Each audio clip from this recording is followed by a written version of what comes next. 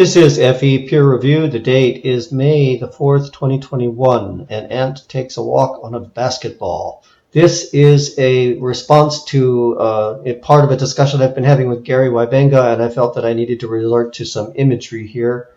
I couldn't express what I needed to say simply in words. So here we go. There was a comment from Gary.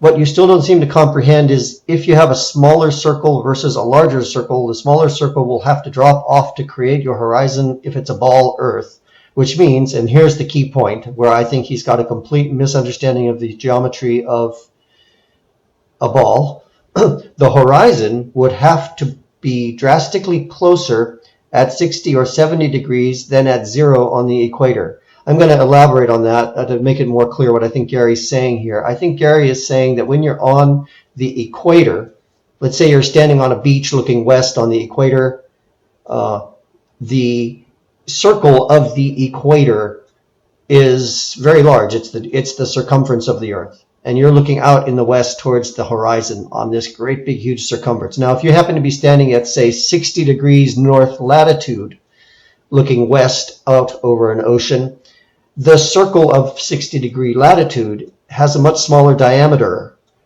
than the circle of the equator. Therefore, the circle of 60-degree north latitude is dropping off more quickly, and so the horizon should appear to be closer on the ball Earth. I think that's what, Gary, you're saying, if I understand you correctly. So here's the point, Gary. When you're looking at the horizon at 60 degrees north latitude, you're not looking necessarily due west. You're just simply looking out at the horizon. And in some direction, when you're looking out, you're actually going to be looking at a great circle. Now, I'm not going to go into the great circle business any more than that. I'm going to move now over to the image, and I think this picture might help to clarify the geometry that's at work here. This is a sphere we're looking at. It's not the Earth. It's just a ball, just a great big ball. And on this sphere, there's a little pyramid-shaped thing, which I'm calling a station point. It represents something on this sphere. It could be an ant on a basketball, for example.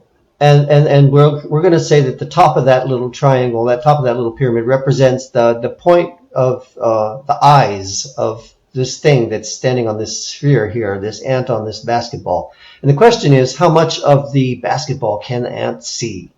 Well, if the ant's up here and he's looking out along a line, at a certain point, the ball's going to curve away and he won't be able to see portions of the ball down lower because this part of the ball is going to be in the way.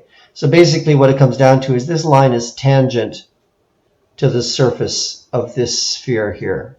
Now, if that pyramid were a whole lot taller, he'd be able to see farther before he got blocked by the rest of the sphere. So that's our ant on a basketball. And he's looking out there, and the amount of the sphere that he can see depends on his height. Well, does it make a difference where he is on this sphere? Let's see.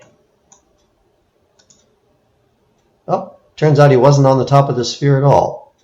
He was over here. That is, by the way, 45 degrees up. If you consider this up and that down, then he was up 45 degrees. And he could see this much of the sphere. And if he had been down here on the equator, he would have seen exactly the same amount of the sphere because he was at exactly the same height above the sphere. We'll come around here and look this way.